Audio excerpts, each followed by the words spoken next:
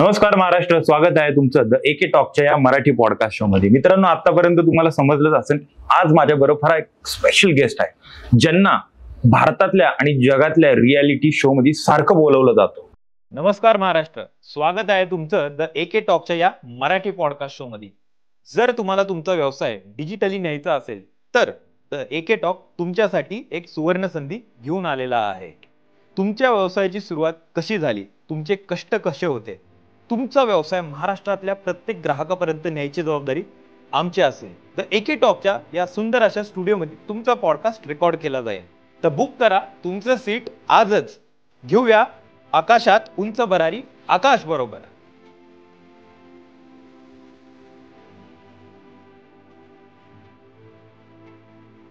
तो रिजनल असो किंवा नॅशनल लेवलचा रियालिटी शो असो, असाच एक पॉडकास्ट शो महाराष्ट्र असो किंवा देशात एक सध्या गाजतोय, तो म्हणजे द एके टॉकचा हा मराठी पॉडकास्ट शो मध्ये. बाई काय हा प्रकार. आज आपल्या बरोबर आहे the one and only doctor question mark the Abhijit Bichukale. नमस्कार. द एके टॉक्स.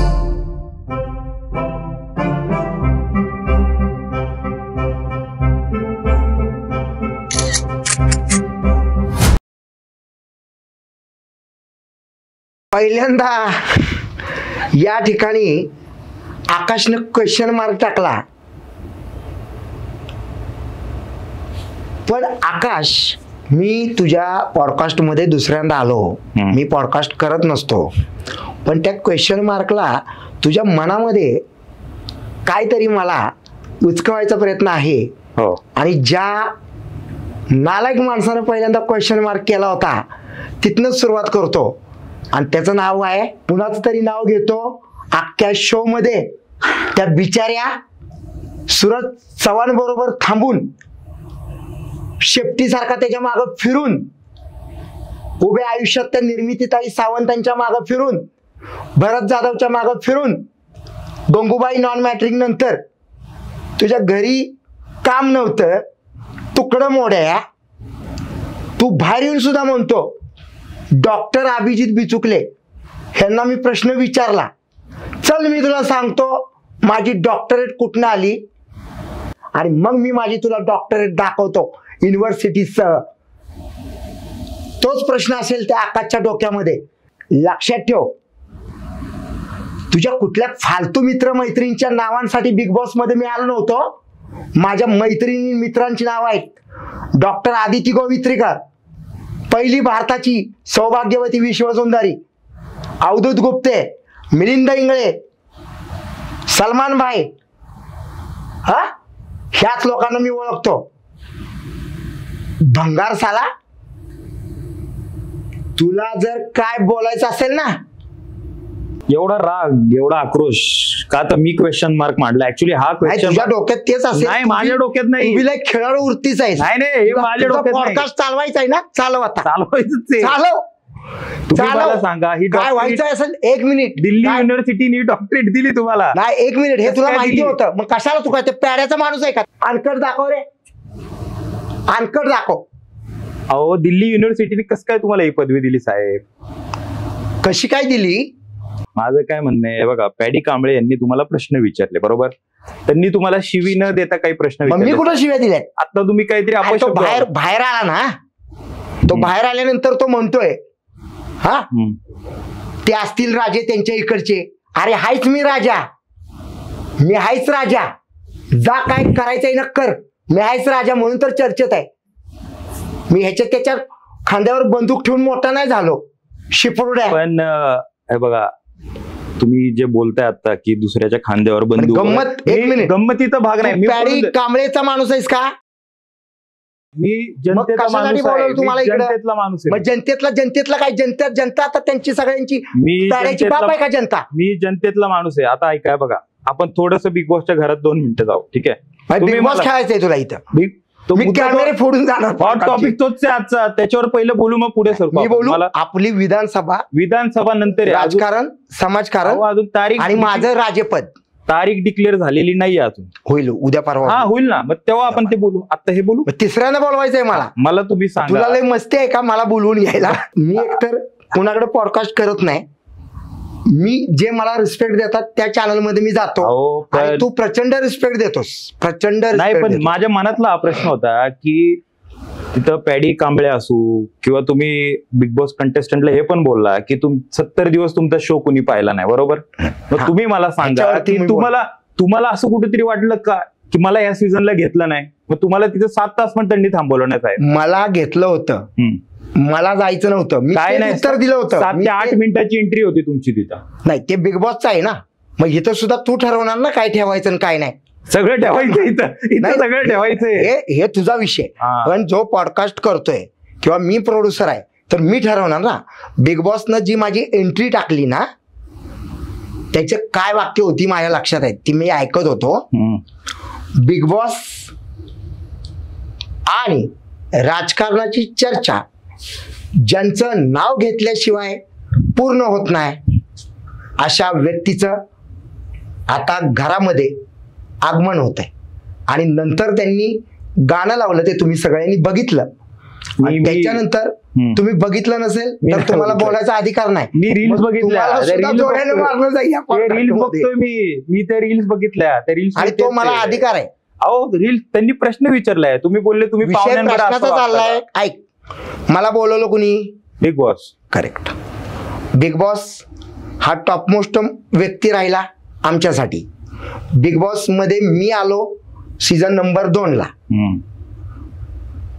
जे काही प्रकार घडले जे बाहेरच्या जगातल्या माणसांनी माझ्या हितशत्रू म्हणू आपण, त्यांनी काहीतरी प्रकरण केलं, त्याच्यातनं माझ्यावरती काही वेळ आली ती तुम्हाला माहिती आहे. आज तुझ्या पॉडकास्टच्या माध्यमातनं उद्या येणाऱ्या विधानसभेच्या तोंडावर सांगतो, ज्या हरामखोर माणसानी माझं करिअर बदनाम करण्यासाठी षडयंत्र लावलं होतं बिग बॉस सीझन नंबर 2 ला, त्यांनाही मी सोडणार नाही. विशेष करून त्या पोलीस अधिकाऱ्यांना, ज्या पोलीस अधिकाऱ्यांनी लाच खाऊन मला 10 वर्षापूर्वीच्या केसमध्ये बिग बॉसच्या घरामधनं उचलण्याचं कटकारस्थान केलं. एकनाथजी शिंदे साहेबांना सांगून हे सगळं मी बाहेर काढणार आहे. म्हणजे खरंच तुला हे मला बोलायला तुझ्यामुळे जमलं. पण तो बिग बॉस मध्ये मी बाहेर यावं, मला बिग बॉसनं घरातनं हाकलून काढावं. कारण बिग बॉसचं काय असतं, एकदा बाहेर आलेली व्यक्ती आत जात नाही, हा त्यांचा नियम आहे. तर अभिजित बिचुकले बाहेर यावेत आणि त्यांना बिग बॉसनं परत कधीच शो मध्ये घेऊ नये म्हणून साताऱ्यातल्या नालायक राजकीय नेत्यांनी आणि नालायक थर्ड क्लास पोलीस अधिकाऱ्यांनी षडयंत्र केलं. एकमेकांची आवक जावक त्यांच्यामध्ये झालेली आहे काहीतरी. त्याच्यासाठी SIT हे मी त्या लोकांना सांगतोय. SITचा अर्थ कळतो का तुम्हाला? हे मी आता त्यांना बसवा म्हणून सांगणार आहे. आणि त्याच्यात कुठला आमदार आहे, कुठला हरामखोर खासदार आहे, त्याच्यामध्ये कुठले राजकीय नेते आहेत, हे ह्याच्या पॉडकास्टमध्ये मी न बोलता 2 दिवसात मी पत्रकार परिषद घेऊन हा मुद्दा बाहेर काढणार आहे. पण तो मुद्दा काय होता ते नीट ऐका. एवढं सगळं होऊन मी TRPचा त्यावेळेला मीडियानं दिलेलं नाव होतं TRP किंग झालो. आणि मला परत बिग बॉसनं एवढं सगळं सहन करून आत घेतलं. माझी कॉलर ताट झाली, मी बदनाम नाही झालो, मला बिग बॉसनं काढलं नाही, मला परत घेतलं.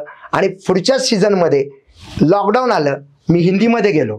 त्यामुळं एंडोमॉल, लव यू एंडोमॉल, लव यू कलर्स, एक हा मुद्दा झाला.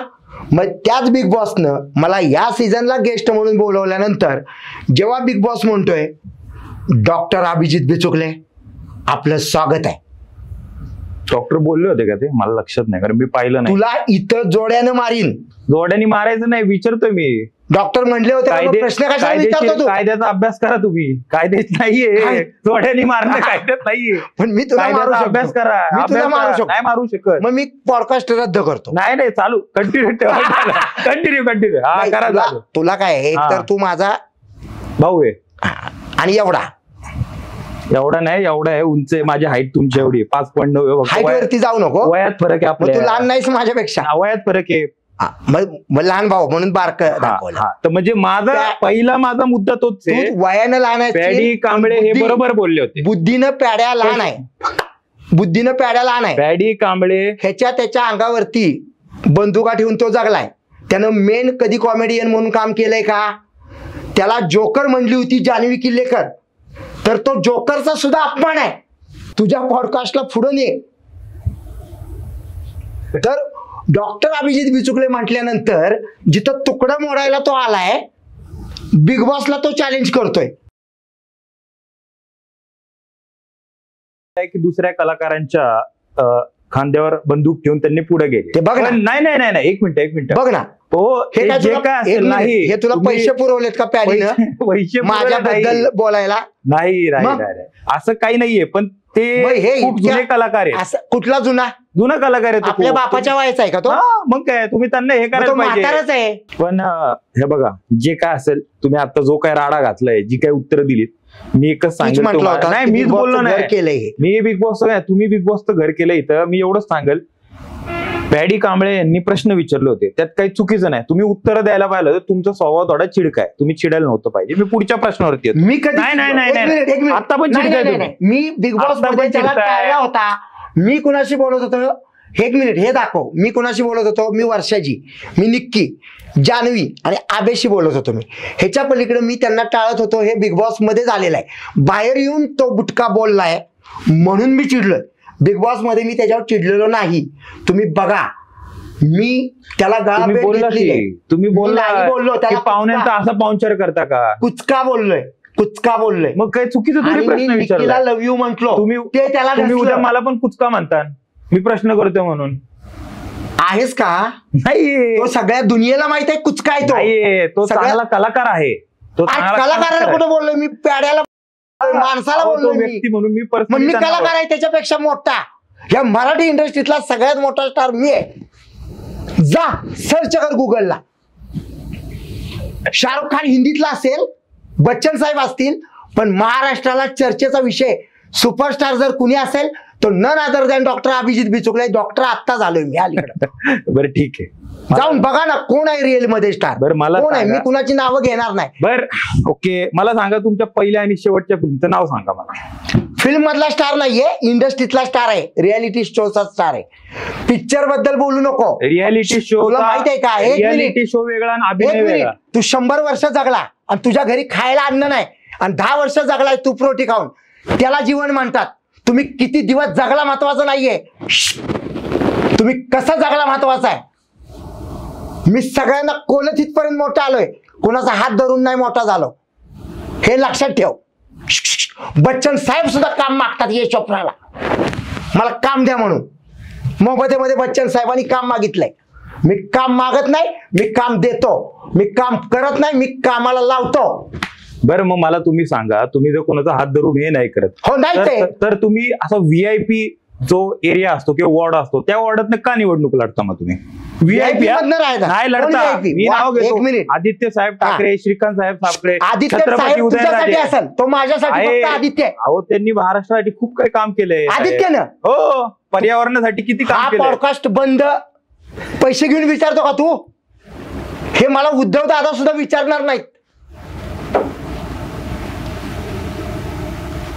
ठाकरे फॅमिली ही is equal to Bichukale family. लक्षात ठेवा, तुम्हाला माहिती नाही अजून उद्धव दादांचे माझे संबंध काय आहेत. काय मी संबंध फक्त आहेत? संविधानामध्ये तिथे गेलो आणि उभा राहिलो. आम्ही एकमेकांना अपशब्द बोललो नाही. पण त्यांच्या तुला काय पक्षाकडून तुम्ही सांगायचंय? का लढत नाही मग? कुणाच्या? त्यांच्या पक्षातून तुम्ही का लढत नाहीये? हा प्रश्न आहे.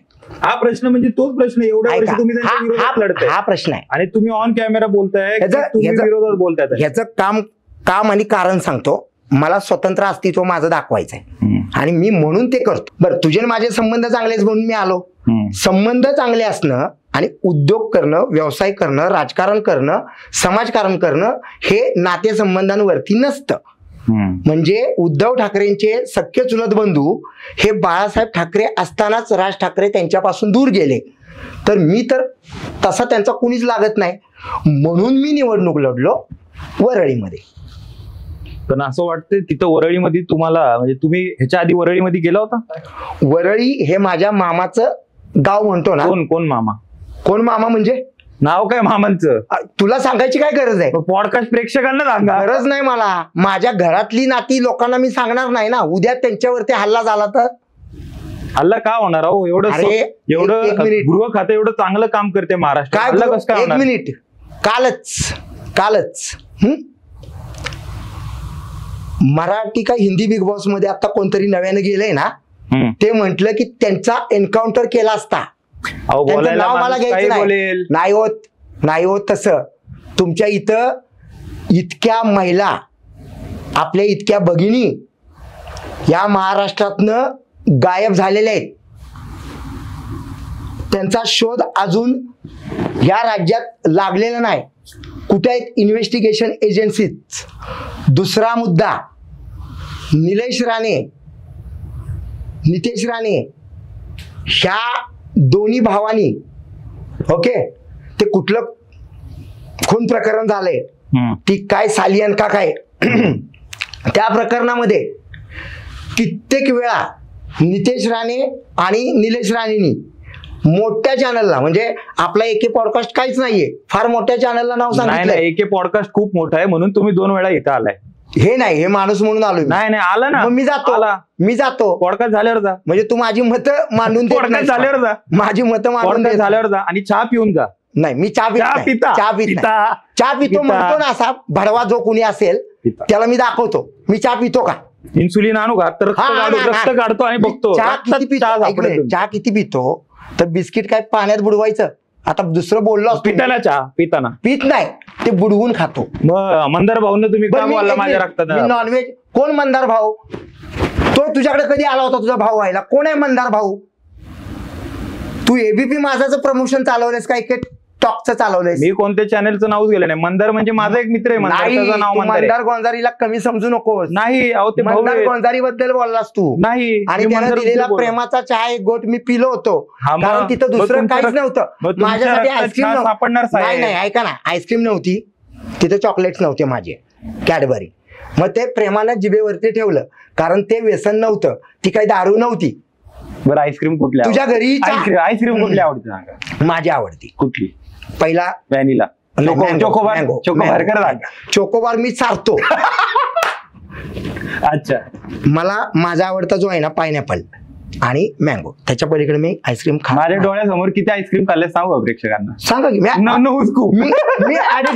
ऍडिक्टेड आहे. मी रात्रभर आईस्क्रीम खातो. मी जेवण नाही करत पण आईस्क्रीम खातो. मी परवाही ते बिग बॉस मध्ये बोललो की मी ऍडिक्टेड आहे. I am very addicted to Cadbury's and ice cream. बरं, एक जेवण पोळी भाजी नाही. प्रश्न विचारू तुम्हाला. विचार. मी राजकारणात आहे ना, आता सध्या इलेक्शन कॅम्पेन मध्ये आहे ना, भारतामध्ये एक कोडवर्ड यूज केला जातो, XYZ इलेक्शन कॅम्पेन 2.0 असा एक कोडवर्ड यूज केला जातो. प्रत्येक जण यूज करतात, पोस्टरवरती मोठा असतो किंवा ऑनलाईन. 2.0. हा, तर 2.0चा अर्थ काय? हे आत्ताचं नवीन व्हर्जन जे चाललंय त्याला सगळ्यांनाच म्हणतात. आता सुद्धा बिग बॉस मध्ये ते व्हर्जन, म्हणजे तो पॉइंट वापरला जान्हवी किल्लेकर साठी. बिग बॉस आता लास्टला म्हटले, ते काय दाखवत होते त्यावेळेला की जान्हवी खूपच दंगा करत होती, जान्हवी खूपच उलट सुलट बोलली, पण तुझं 2.0 हे नवीन व्हर्जन आम्हाला खूप आवडलं. टाळी द्या, कशाबद्दल? टाळी तर द्या. मला वाटलं नाही माहिती तुम्हाला. खरं सांगा, बरोबर आहे. राजकीय अभ्यास कोणत्या वेळात करता तुम्ही? ना, अभ्यासाचं काही नाही, आपण बातम्या बघतो, नॉलेज आहेच तेवढं ना, तिथंच काम करतोय, पण हारतोय. आता मीच बोलतो, हारताय का? तेच मीच बोललो ना, हारतोय. कारण इलेक्शन आणि निवडणुका ह्या फार मोठ्या नेत्यांनी सांगितलं. आपल्या मला वाटते केंद्रीय मंत्री, म्हणजे जर ते करेक्ट कर, जर मला नाव माझं हे झालं तर सीतारामन मॅडम, निर्मला सीताराम मॅडम. नाही, आडनाव त्यांचं ते आहे. तर त्यांनी आता सांगितलं की माझी निवडणूक लढण्यासाठीची आर्थिक ताकद कमी पडते, म्हणून मी आता निवडणूक लढणार नाही. एवढ्या मोठ्या हुद्द्यावरती, एवढ्या मोठ्या मंत्रालयामध्ये, केंद्र मध्ये पद असताना सुद्धा त्यांनी जर पैशाचा हिशोब सांगितलाय, हा, मग ती गोष्ट माझ्याकडे कमी आहे, कारण मी 2 नंबर बरं मी थोडं पैसे कमी पडतात. बरं, मला एक सांगा की या वर्षीच्या विधानसभेचं बजेट काय तुमचं? खरं सांगा. नाही, हे सांगायचं नसतं. नाही, खरं सांगा. पुरुषांचा पगार आणि बायकांचं वय विचारायचं नसतं. नाही, मी आता दाखवतो तुला.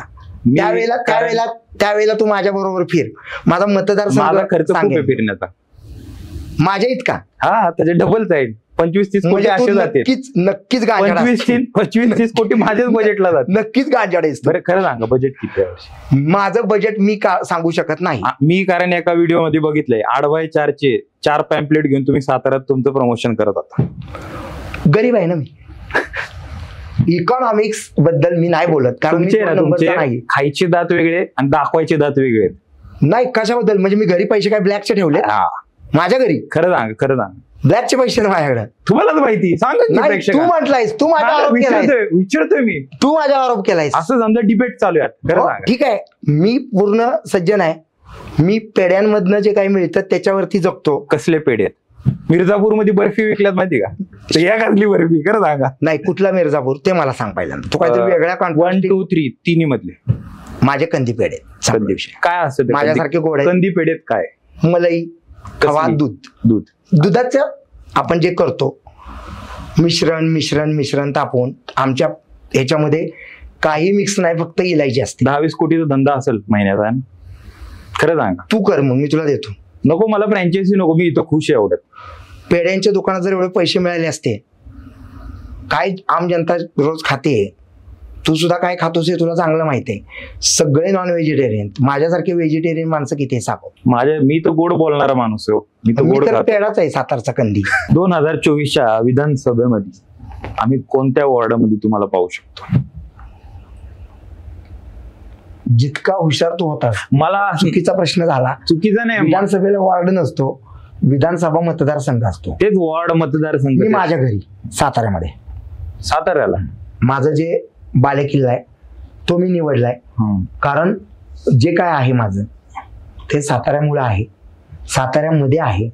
आणि साताऱ्यामध्ये माझं जन्मगाव आहे. माझी कर्मभूमी पुणे असली, मुंबई असली तरी तिथं आमची एक लढत जी असते कायमची, ती तिथं होऊ शकते. मी आत्ताचे विद्यमान खासदार आणि ज्यांना उभं राहायचंय ते लोकशाही मार्गाने उभे राहतील. आम्ही जाऊ, आमचा प्रचार करू आणि निवडणूक लढवली जाईल. किती मतं पडतील? 1000च्या वर जातील का? या वेळेला नाही, हे 1000चं जे होतं ते वरळी नाही, वरळी नाही, वरळीच. कल्याणला तुम्ही मला फोन करून सांगितलं होतं. कल्याणला 1900 मत आहेत. नाही 2000. हा तुम्ही मला फोन करून सांगितलं होतं तेव्हा. नाही तू मला फोन करून सांगितलंस, तुम्हाला चांगली मतं पडली. मी नाही, मी कुणाशी स्वतः फोनवरती बोलत नाही. हो ठीक आहे. मी खोटं बोलतो. मी खोटं बोलतो. तू मला फोन केला होतास. बरं मी खोटं बोलतो. मला तुझी गरज आहे का तुझी मला गरज आहे? मी खोटं बोलतो. मी खोटं बोलतो. गरज करतोय. मी खोटं बोलतो. नाही ऐक, संपला विषय. गंमत काय आहे, आता जे तिकडचं निवडणूक आहे ती आमची आहे. आम्ही सगळे सातारकर तिथं एकमेकांचेच असल्यामुळं तिथं एकमेकांच्याच बद्दल बोलणार आहोत. तिथल्या नेटिव्ह प्रश्नांबद्दल, स्थानिक प्रश्नांबद्दल, स्थानिक गोष्टींबद्दल आम्ही एकमेकांच्या विरोधात उभे राहणार आहोत. ह्याचं कारण असं आहे की आमदार शिवेंद्रराजे भोसले जे आहेत ते त्या ठिकाणी त्यांचा जो पूर्वीचा पक्ष होता ते सोडून भाजपमध्ये गेलेले आहेत. आणि त्यांचा जर पूर्व इतिहास बघितला तर ते पूर्वीपासून अगदी 100% हे शरद पवारांचे एकनिष्ठ होते. त्यांनी जो गेल्या वेळेला निर्णय घेतला तो विषय तिकडे गाजणार आहे येणाऱ्या काळामध्ये. आणि मी आता कमबॅक करतोय माझ्या मतदारसंघामध्ये, सातारा जावळी मतदारसंघ. तिथंच मी लढू शकतो. ह्याच्या उपर मी आता काही बोलू शकत नाही. कारण एकतर आता आचारसंहिता नाही आपल्याकडे, एकतर आपल्याकडे निवडणुकीचा कार्यक्रम नाहीये. म्हणजे त्या गोष्टी आल्या ना तर ते फ्लो मध्ये बोलणं बरं जातं. फ्लो नसेल तर मग आपण नको त्या गोष्टी बोलण्यात मजा नाही. पण शकतो ही शक्यता तिकडचीच आहे 100%. बरं ठीक आहे. मला सांगा, तुम्ही साताऱ्याचा जो तुमचा मतदारसंघ आहे त्याच्यासाठी तुम्ही काय केलं आतापर्यंत? ह्या प्रश्नाचं उत्तर देतो. आमदार शिवेंद्रराजे भोसले आणि मी, ते माझ्यापेक्षा 2-4 वर्षांनी मोठे आहेत. आमच्या दोघांची कारकीर्द सुरू होत असताना साताऱ्यात माझी कारकीर्द त्यांच्या आधी सुरू झाली. 23 मे 1996ला माझा पहिला क्षितिज नावाचा कविता संग्रह जो काही बाजारामध्ये आला, वय वर्ष माझं मोजून 20 वर्ष होतं. आणि त्यावेळेला तिथं स्वतः शिवेंद्रराजे भोसले त्या ठिकाणी प्रमुख पाहुणे म्हणून होते. कारण नातेसंबंध तुटत नाही. पुरावे वगैरे आहेत? फोटो वगैरे काढले असेल ना. त्यावेळेला काही नालायक लोकांचे जन्म सुद्धा झाले नव्हते. त्यातला तू एक आहेस का? त्यातलाच का तू? मग तुम्ही नालायक माणसाच्या पॉडकास्टला येता का तुम्ही? हो. मग तुम्ही पण नालायकच झाले. नाही, तुम्ही पण नालायक झाले. मी नालायक माणसाच्या कुठल्या अर्थाने म्हटलो की पुरावे विसरू नको. मग तुम्हाला राग काय येतो मला सांगा. राग काय येतो तुम्हाला? राग येतो मला. काय नाही यायला पाहिजे. अहो मग फिल्म करा, ऍक्शन फिल्म करा, रोहित शेट्टीची फिल्म करा एक. अरे फिल्म मधले काय गांडो असतात. फिल्म मधले खोट आहे. नाही फिल्म मधले हिरो नाही, मी रिअल मधला आहे. तुला माहित आहे एका नेत्याच्या पत्नीबद्दल काहीतरी झालं होतं, तेव्हा मी कडाडून उठलो होतो. तेव्हा त्या पक्षाच्या नेत्यानं सुद्धा त्या नेत्याला काय बोललं नव्हतं, पण त्या महिलेची बाजू मी घेतली होती. हा रिअल अँग्री यंग मॅन आहे. मी पडद्यावरती नाटक नाही करत मेकअप लावून. बच्चन साहेब, द ग्रेट बच्चन साहेब हे पडद्यावर शोभतात. त्यांना आम जीवनात कितीतरी लोक काही बोलतात, ते मुख गिळून बसतात. मी कुणाचं बोलणं ऐकत नाही, कारण मी कुणाचा मिंदा नाही. बरोबर. जर लोकशाही असती तर माझ्या विरोधात बोलणाऱ्या ट्रोलर्सला सरळ पाय घातला असता. तेव्हा मागच्याच पॉडकास्टला घातला होता तुम्ही. काय माहित तुम्ही दाखवलं का नाही ते बघू ते काय अभ्यास आहे या मुलाचा बरं का. मला माहिती. ऐका ना, कशाला आणतो आम्हाला. बरं मला तुम्ही सांगा, मी काही तर काय मेकअप कप लावून बसलो नाही, तर मला सांगा आता तुम्ही पावडर का मेकअप लावून आलाय? नाही, ते तुझ्या पॉडकास्ट साठी तू मला काहीतरी सजवलंयस. तर घाम आला होता, त्यामुळं घामावरती पावडर. मी गंध नाही लावला तुम्हाला, मी चष्मा नाही घातला. गंधाबद्दल बोलू नको. हिंदू रीतिरिवाजांमध्ये गंध महत्वाचा आहे. मी स्वतः लावतो गंध. मी स्वतः गंध लावतो. नाही, तू गेलास गंधाकडं. गंध लावल्याला तिलक म्हणायचं. गंध बाई लावते आणि पुरुष तिलक लावतात. मी क्षत्रिय आहे आणि मी तिलक लावतो कारण मी हिंदू रीतिरिवाजांना जगतो आणि हिंदू रीतिरिवाजांना मी मानतो. सनातन धर्माला मी मानतो, तितकाच मी विश्वरत्न डॉक्टर बाबासाहेब आंबेडकरांच्या संविधानाला आणि माझ्या स्वराज्य संस्थापक छत्रपती श्रीमंत छत्रपती शिवाजी महाराजांचा मी वैचारिक वारस आहे. त्यामुळे माझ्या तिलकाबद्दल जर तुम्ही बोलला, कुठलाही नालायक नेता इथे तिलक लावत नाही, तरी तो हिंदू धर्माची उदो करतो फक्त मतांसाठी. पण मी रोजच्या जीवनामध्ये माझ्या मस्तकी तिलक लावतो आणि ही आमची ओळख आहे हिंदू रीतिरिवाजांची. सनातन धर्माची सुरुवात कधी झाली? सनातन धर्माची सुरुवात भगवान म्हणजे तू देव मानत नाही. इथं बघा माझ्या स्टुडिओ मध्ये सगळे देव. एक मिनिट, आमचे छत्रपती शिवाजी महाराज पण येत तिथं. देवतांबद्दल बोलतोय मी, भगवान श्रीरामाबद्दल आणि भगवान श्रीकृष्णाबद्दल बोलतोय. सनातन धर्म आमच्याकडं, आमच्या रक्तामध्ये, आमच्या मातीमध्ये, त्याच्याबद्दल आम्हाला कधीच दुमत नाहीये. आणि तसाच आमच्याकडे एक धर्म आहे, सम्राट चक्रवर्ती अशोक राजांचा, जो त्यांनी संपूर्ण जग जिंकलं होतं. त्यामुळं उद्याच्या विजयादशमीच्या तुझ्या माध्यमातून शुभेच्छा जर तू एडिट करून हा आत्ता लावणार असशील तर, आणि संपूर्ण बुद्ध धर्माच्या लोकांना सुद्धा त्यांच्या धम्म दीक्षा प्रवर्तन दिनाच्या सुद्धा आपण शुभेच्छा देऊया. कारण तो विजयादशमी दिवशीच नागपूर दीक्षाभूमीवरती विश्वरत्न डॉक्टर बाबासाहेब आंबेडकरांनी आमचाच धर्म, तो आमच्याच मातीतला चक्रवर्ती सम्राट अशोक राजाचा तो दिला होता. त्यामुळे यात आपल्याला सगळ्या धर्मांचा आदर आहे. आणि अभिजित बिचुकले एकमेव व्यक्ती असेल इकडे की तो कुठल्याही जाती धर्मांमध्ये भेद करत नाही. ते माझं खासियत आहे. मी सगळ्यांसाठी आहे, सगळे माझ्यासाठी. बरं तुम्ही मला सांगा की तुम्ही बिग बॉसच्या घरामध्ये आता गेला बरोबर, त्यावेळेस तिथं सूरज चव्हाण नावाचा एक व्यक्ती होता. माझा पहिल्यापासून सूरज चव्हाण फेवरेट आहे. म्हणजे असं नाही की आता तो बिग बॉसला आलाय म्हणून. तो ज्यावेळेस टिकटॉक ऍप वापरायचा त्यावेळेस पासून मी त्याला पाहत आहे आणि मी माझ्या प्रत्येक पॉडकास्ट मध्ये त्याच्यासाठी काहीतरी एक छोटं करण्याचा मी प्रयत्न नेहमी करतो. तसाच आज एक छोटासा प्रयत्न. तुम्ही ज्यावेळेस बिग बॉसच्या घरात गेला त्यावेळेस सूरजसाठी काय तुम्ही 4 शब्द बोलले होते? करेक्ट. त्यांचं जे छोटं मोठं मी बघितलं होतं टास्क वगैरे, तर त्याच्यामध्ये बिग बॉस मध्ये जे बाहेर आलं, मी जे बोललो होतो, मी अंकिताला बोललो की तू त्याला नेहमी बोललीस की मी तुझी बहीण आहे, राखी ठेव, आपण तुझं घर बांधू, मी तुला मदत करेन. हे सगळं चालू होतं. आणि एकदम पीक पॉइंटला जेव्हा बिग बॉस चालू होता, इतके कंटेस्टंट होते तिकडं 7-8 शेवटचे राहिलेले, तर ते जे क्रॉस करायचा होता रेड पेननं, तो अंकितानं सूरजवरती केला होता. आणि हे मला आवडलं नव्हतं, कारण सूरज चव्हाण जो काय आपण बघितला तो खूप कष्टातनं तिथं आलाय. ओके. आणि तो कुणाच्याच आद्यामाद्यात नव्हता. बरोबर. एक तर तो कदाचित त्याचं जे शिक्षण आहे ते शिक्षण नाहीये किंवा तो अशिक्षित असल्यामुळं तो हे जे आपले भांडणारे सगळे कंटेस्टंट होते त्याच्यामध्ये तो गप्प बसायचा. पण एक गोष्ट त्याचं महत्वाची ठरली की तो खरं बोलायचा. आणि ते त्यानं जे दुःखात दिवस काढले होते, मला असं वाटतं की त्याच्या पूर्व कर्मानं तो आज जो काही परवा विनर झाला, बरोबर, त्याचं अभिनंदन झालंच पाहिजे. अभिनंदन म्हणजे आपण बघत होतो त्याचं काय म्हणजे त्याला छक्के पंजे कळत नव्हते. हे निक्की होती तिकडे, अभिजित होता, किती ते म्हणजे डेंजरस होतं सगळं. तुम्ही एक गोष्ट पहा की अंकिता असू, पण मी त्याला व्यक्तिगत ऐका ना, मला तो तिथनं माहिती झाला, मी त्याला व्यक्तिगत ओळखत नाही, त्यामुळे मी जास्त बोलू शकत नाही की बाबा तो नक्की माणूस कसा आहे. बरोबर.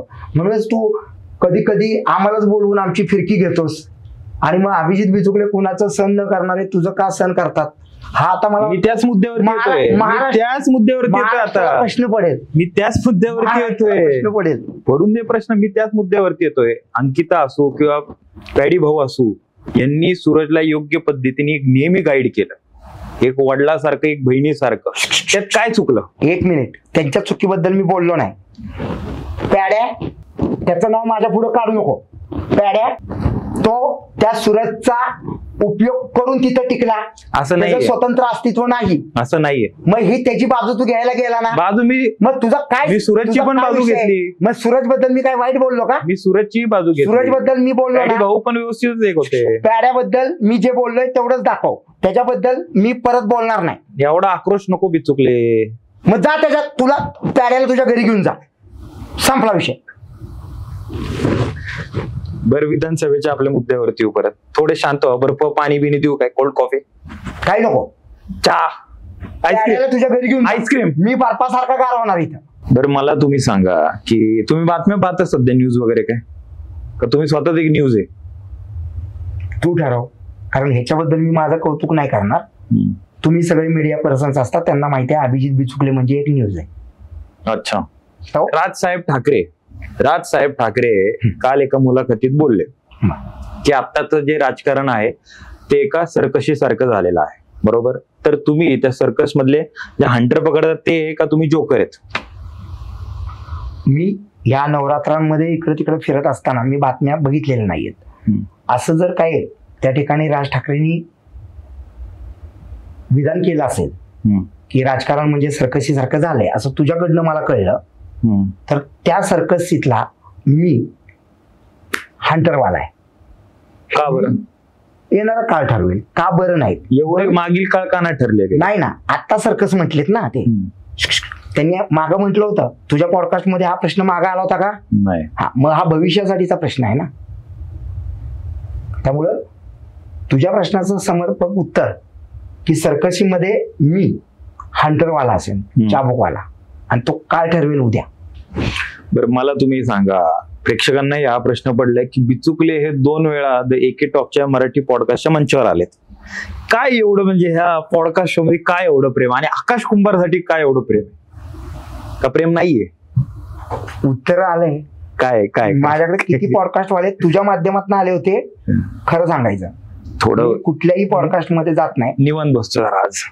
तुझ्या पॉडकास्ट मध्ये येण्याचं कारण काय आहे की ज्याच्याशी मी नातेसंबंध जपतो ना, भले मी तुला 4 शिव्या देत असेल पण त्या शिव्यामध्ये प्रेम असतं. नाही देत शिवाय, मग त्या फुलांसारख्या वाटतात तुला. नाही, शिवीच नाही, कधीच देत नाही देत. पण नातेसंबंधांवरती मी करतो. आणि एक लोकांपर्यंत त्या ठिकाणी कशा पद्धतीनं प्रश्न उत्तर पोचवायची हे तुला चांगलं कळतं. कारण तू जर मला एंटरटेन करतोस ना, तर इतरांना एंटरटेन करणं तुझ्यासाठी फार सोपी गोष्ट आहे. कारण मी किती चिडतो हे तुला माहिती आहे, त्यामुळं मी येतो. सध्या आपले इंदापूरचं एक धडाडीचं नेतृत्व म्हणजे हर्षवर्धन पाटील साहेब यांनी आत्ताच तुतारी हातात घेतली आहे. शरद पवार साहेब यांच्याबरोबर ते गेले आहेत पुन्हा. तर त्याच भाषणात कुठेतरी ते बोलले की सुप्रियाताईंना आमचा कुठेतरी अदृश्य असा एक सपोर्ट होता लोकसभेच्या वेळेस, बरोबर. तर आता विधानसभेला, तर आता 2024च्या विधानसभेला अभिजित बिचुकले यांचा कोणाला अदृश्य सपोर्ट असेल? एकनाथ शिंदे साहेब, उद्धव ठाकरे साहेब, अजितदादा पवार, शरद पवार साहेब. तू जी माहिती दिलीस की जेणेकरून काल काही बातमी आली वाटतं की हर्षवर्धन पाटील हे तुतारी गटामध्ये गेले, तर मला वाटतं त्यांचं ते पूर्वनियोजित असेल लोकसभेपासून. कारण ते तिथं त्यांचं जे इंदापूर आणि बारामती याच्यात तू मेमे अजित पवार आणि इंदापूरकरांचं आपण कित्येक वेळा बघितलं बातम्यांमध्ये 2019ला. अजित पवार म्हटले होते की आपण ह्यांना पाडू म्हणून, त्याच्यानंतर त्यांच्यात काही हात मिळवणी झाली, तो त्यांचा भाग होता. पण माझा दुसरा महत्वाचा प्रश्न आहे, त्याचं उत्तर मी देतो. जर आत्ताच्या परिस्थितीमध्ये माझी मतं, माझे दृष्टिकोन ठाम असले तरी एका विशिष्ट हेतून जर मला कोणाबरोबर जायचंच झालं तर आमची सर्वांची मातृभूमी, ज्यांची मातृभूमी सातारा आहे, त्यामुळे मी एकनाथजी शिंदेबरोबर जाऊ शकतो. मातृभूमी जी आहे सातारा म्हणून. पण शिंदे साहेब ही ऑफर एक्सेप्ट करतील? मी नाही ऑफर देत. मला आली तर मी बोलावून आल्याशिवाय का देतील तुम्हाला? प्रश्न तुझा होता, माझा पुढचा प्रश्न तुझा होता. ते देतील असं मी म्हंटलो नाही, मी काही बोललो नाही. प्रश्न तुझा होता. आजच्या परिस्थितीमध्ये तुम्ही कुठल्या गटामध्ये जाऊ शकता जर परिस्थिती निर्माण झाली तर, प्रश्न तुझा होता.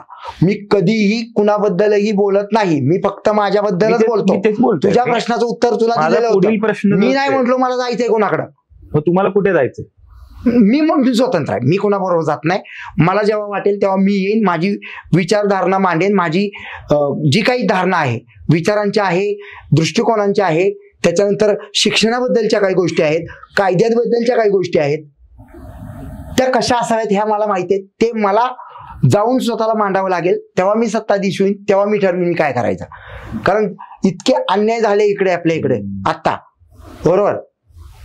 बघा किती अन्याय होतात लोकांवरती, पण त्या गोष्टी ज्या आहेत त्या योग्य वेळेला मी बोलीन. बर, तुम्हाला एक सांगतो, छत्रपती शिवाजी महाराजांचा पुतळा पडला अरबी समुद्रामध्ये. मोदी साहेबांनी त्या ठिकाणी अरबी समुद्रामध्ये छत्रपतींचं स्मारक बांधतो म्हणून सांगितलं. ते कुठं गेलं कळलंच नाही. जिलेटिनच्या कांड्या अंबानींच्या घरासमोर होत्या, त्या कुठं गेल्या, त्याचे दोषी कोण होते ते कळलंच नाही. देवेंद्र फडणवीस म्हणायचे की अजित पवार चक्की पिसिंग, हा 14 सालचा मुद्दा होता त्यांचा. म्हणून राष्ट्रवादी आणि काँग्रेसची सत्ता ही आपल्यासारख्या संपूर्ण जनतेनं ही देवेंद्र फडणवीसांना दिली. कारण त्यांना असं वाटलं की अजित पवार भ्रष्ट आहेत आणि ती सत्ता त्यांच्याकडे दिली. आज तेच परत मी दिली हे तुम्हाला कसं समजलं? आपल्यासारख्या जनतेने म्हणतोय. आपल्या म्हणजे मी पण आलो मतदान केलं ना. तुम्हाला कसं कळालं? मला कसं कळालं? काय मूर्खपणा चाललाय? मला कसं कळालं? तू काही कॉमेडियन आहेस का? नाही, तू काही मूर्ख आहेस का? मला कसं कळालं? म्हणजे जनतेने सत्ता दिलेली ऑलरेडी, मी सत्ताधीश नाही दिली का नाही ह्या तिथं कोणी कोणाला वोट केलं हे थोडी कळतं. एक मॉब जो असतो, पर्सेंटेज जे असतं ते जास्त झालं ना भाजपकडे. जास्त मध्ये आहे का नाही हे कसं कळालं? तू तर जिकडे गुलाल तिकडे चाक बोला असतोस. तुझा सगळ्यात मोठा देव दुसऱ्यांदा आलाय, डॉक्टर अभिजित बिचुकले, एके पॉडकास्ट मध्ये. Question mark. मग ते ठरव. म्हणजे पॉडकास्टलाच क्वेश्चन मार्क आहे तुझ्या. मीच का आलो मला कळण झालंय. मनात कुठे खंत आहे की अकाउंटला 1,500 रुपये आले नाही अजून? कुठले 1,500? लाडका भाऊ अशी काही योजना अजून आली नाही, लाडकी बहीण अशी योजना आलेली आहे. आता तुम्हाला मला सगळं तुझ्याकडे आलेत? माझ्याकडे एका क्लायंटचे आले 1,500. मी नेता आहे, मला गरज नाही याची. नेता मी लोकांना देतो. पुढचा प्रश्न, मी लोकांना देतो. माझ्या बरोबर मित्र असले ना, 5,000 रुपये इतर लोकांच्या चहा नाश्त्याला मी खर्च करतो. त्यामुळे असल्या फालतू गोष्टींमध्ये मी येत नाही. ज्यांना कोणाला गरज असेल त्यांना ते एकनाथजी शिंदे साहेब देत असतील आणि तो त्यांचा विषय, त्याच्यावरती मी योग्य वेळ आल्यानंतर बोलणार आहे. या पॉडकास्ट मध्ये बोलण्याचा तो प्रश्न नाही. कारण मी त्याच्यावरती काय बोलावं, त्याच्यावर टीका करावी का त्याच्याबरोबर जावं, आम्ही निवडणुकीला मुद्दा बनवणार आहोत. अच्छा, बरोबर. पण जर खरोखर काय म्हणू त्याला की ज्यांना गरजवंत आहेत, विविध महिला आमच्या भगिनी ज्या गरजवंत आहेत, त्या गरजवंत महिलांना जर खरोखर पैसे ते देत असतील तर मी त्यांना एक सूचना करेन तुझ्या पॉडकास्टच्या माध्यमातून. 1,500 नको, त्या महिलांचं जे काही स्किल असेल, प्रत्येक महिलेकडे काहीतरी स्किल असतं. ती घरी ज्या वेळेला भाजी भाकरी बनवते, तिच्या हाताला चव असेल, तर त्या महिला जर जाऊन कुठं एखादी खानावळ करत असतील, एखादं लंच होम टाकत असतील, एखादी ब्युटिशियन काय करू इच्छित असेल, एखादी ITN एखादी मोठी कंपनी टाकू इच्छित असेल, तर प्रत्येक महिलेचं क्रायटेरिया घ्या. प्रत्येक महिलेला सांगा की तू माझी बहीण आहेस आणि तिला जितकं पाहिजे तितकं कर्ज 0% व्याजदरानं द्या. हे महत्वाचं होईल. आणि देवेंद्रजींना प्रश्न विचारतो, 70,000 कोटींचा घोळ झाला असा आरोप देवेंद्रजींनी अजित पवारांवरती केला आणि आज तेच अर्थ मंत्रालयात आहेत अजित पवार, तर ते 70,000 जरी आता महिलांवरती माझ्या लावले, सगळ्या बहिणींवर मातांवर, तरी चालेल, ते पाप धुवून निघेल. पण ह्यात खरा पापी कोण? अजित पवार सिंचन घोटाळा करून पापी आहेत का देवेंद्र फडणवीस हे त्यांना माहिती असून जेलमध्ये टाकू अजित पवारांना असं म्हणून सत्ता घेणारे देवेंद्र फडणवीस जास्त पापी आहेत? हे आता बघायची वेळ येईल आणि त्याचं जनतेनं उत्तर पहिल्यांदा शोधावं. त्याच्यावरती येणाऱ्या काळामध्ये मी योग्य वेळेला बोलणार आहे. मी ह्या आमच्या मोठ्या साहेबांबद्दल ह्या गोष्टीबद्दल काय बोलणार नाही. मला तुम्ही सांगा, मोठे साहेब कोण बाबा? हे आमचे मोठेच साहेब आहेत सर्व. हा, सगळे. मी म्हंटल आता एक मोठा साहेब कोण हे आहे? आमचे मोठे साहेब. तुझ्याकडे एक मोठा कारण साहेब मी कोण आहे? पण एक मूळचा एक बारामतीचा नागरिक आहे. हो, या महाराष्ट्राचा एक जो नागरिक मुलगा आहे, या बारामती. भारताचा मी एक नागरिक आहे. पण सगळे मोठी एक मिनिट, बारामतीचं आणि याचं काय संबंध? आहेच आहे. तुमचं जे स्टेटमेंट होतं त्याचा आणि बारामतीचा खूप जवळचा संबंध. अजित पवार. बरं, मला मी पुढच्या मुद्द्यावरती येतो. पण माझं स्टेटमेंट तुम्ही नव्हतं. राजकारणात एक मिनिट, माझं स्टेटमेंट नव्हतं.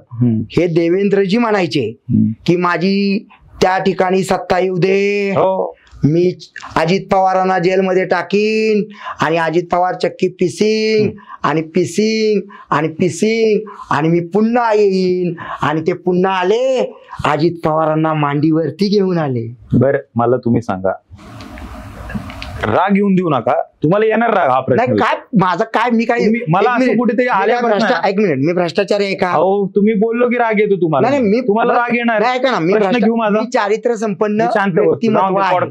मी चारित्र्य संपन्न मी प्रश्न व्यक्तिमत्व आहे.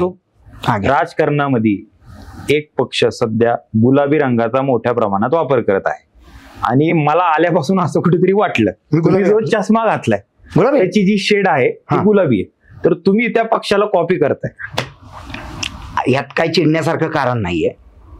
आता हे गुलाबी रंगाचं प्रकरण जर खऱ्या अर्थाने सांगायचं म्हटलं तर त्याची सुरुवात त्या पक्षानं कधी गुलाबी रंग वापरला, जरा टेंटेटिव्हली मला तारीख सांग किंवा दिवस सांग, किती दिवसांपूर्वी? मला नाही माहिती, मी आता पोस्टर पाहतोय सर्व. सांग ना. आता 1-2 महिने आधी. हा, 2 महिने आधी गुलाबी रंगाचं जॅकेट, तिच्या विना मला आता करमत नाही, कुणीतरी सांगा मी करू तरी काय. ह्या गाण्यामध्ये व्हॅलेंटाईन डे ला जे गाणं झालं त्यात मी गुलाबी रंग घातला होता, त्यामुळे कुणी कुणाची कॉपी केली हे आता तू सांग. कॉपीवरनं अजून एक मुद्दा आला की शाहरुख खाननी तुमची हेअरस्टाईल कॉपी केली, तो पण एक मुद्दा फार आपल्या गाजला गेल्या होता. पॉडकास्ट मध्ये झालं होतं. नाही, तो मुद्दा गाजला होता, मी तेच सांगतोय. पण ते बरोबर, आपल्या पॉडकास्ट मध्ये तो विषय झाला. थोडस पर्सनल गोष्टींवरती होतो. सामान्य माणसाची एक रेग्युलर गोष्ट असते की सकाळी उठलं की आंघोळ करणं, दात घासणं सगळं असतं, बरोबर. हेअर वॉश कधी करता? आठवड्यात 2 दिवस आड. 2. हो, म्हणून तर तसा टकलू झालो. कोणता वापरता? का ब्रँड मोठा करायचा नाही आता म्हणून? नाही नाव घेणार मी बिग बॉसचा माणूस आहे, मी नाही नाव सांगणार त्याचं. ते तुला ऑफ कॅमेरा सांगतो. मी कंडिशनर लावता का?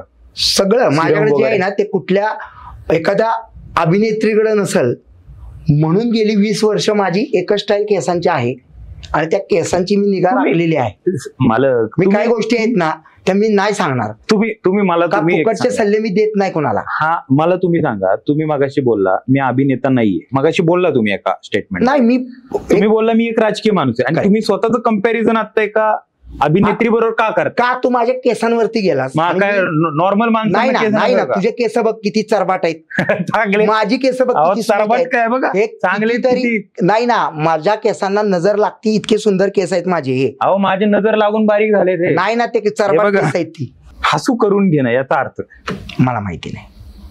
बर, अपमान म्हणजे काय? मला माहिती नाही. का माहिती नाही? मी करतो तो लोकांचा अपमानच वाटतो लोकांना. लोक नेहमी म्हणतात की अभिजित बिचुकले इतरांचा अपमान करतात. आणि जर माझा कोणी करायचा प्रयत्न केला तर सलमान भाईची अवस्था मी काय केली होती हे तुम्हाला माहिती.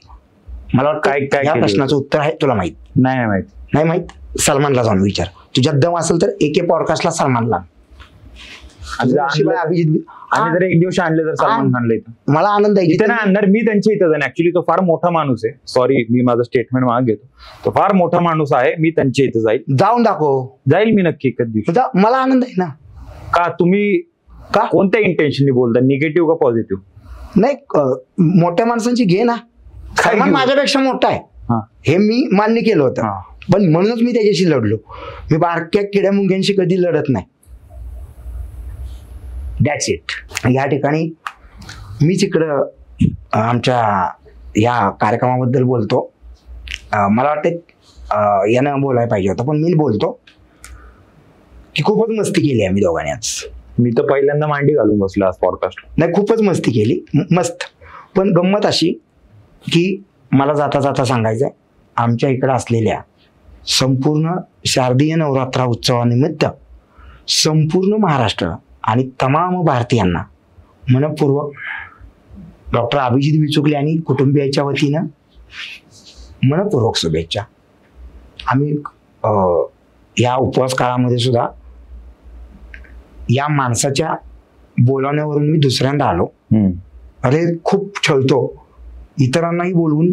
तू उद्या विधानसभेच्या वगैरे काय गोष्टी असतील तुझ्या त्यावेळेला तू त्यांनाही छळ असस. एके टॉकच्या या मंचावरती तुम्ही आला त्याबद्दल खूप छान वाटलं. आणि तुम्ही पण एक छान असा एक मेसेज दिला आपल्या जनतेला. माझ्याकडून मी एक मेसेज देतो की सध्या महाराष्ट्र असो किंवा भारत असो, येथे महिलांच्या सुरक्षेबाबतीत खूप मोठे असे प्रश्न उद्भवले जात आहेत. तर मी सर्व माझ्या महिलांना एक विनंती करतो की थोडं अवॉइड करा.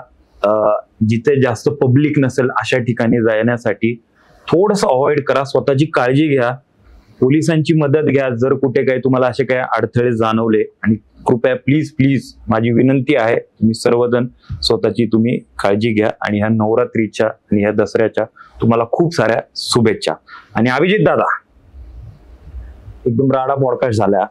काय माहित, मी सांगतो ना, मस्ती केली खूप. का अजून वाढवायचा नको? हा, माझा उपवास आहे. तर फार छान पॉडकास्ट झालाय. आल्याबद्दल आभार. कदाचित हा आपला शेवटचा पॉडकास्ट येऊ शकतो किंवा आपली सिरीजच एक होऊ शकते. आणि माझी एक इच्छा आहे अशात, तुम्ही ही विधानसभा जिंकल्यानंतर मी तुमच्या बरोबर पुढील पॉडकास्ट करेल. पहिला पॉडकास्ट तुझा विधानसभेची. ठीक आहे, तुझी मनापासून इच्छा असेल तर देव तुझी इच्छा पूर्ण करो. चालेल. धन्यवाद आल्याबद्दल. धन्यवाद.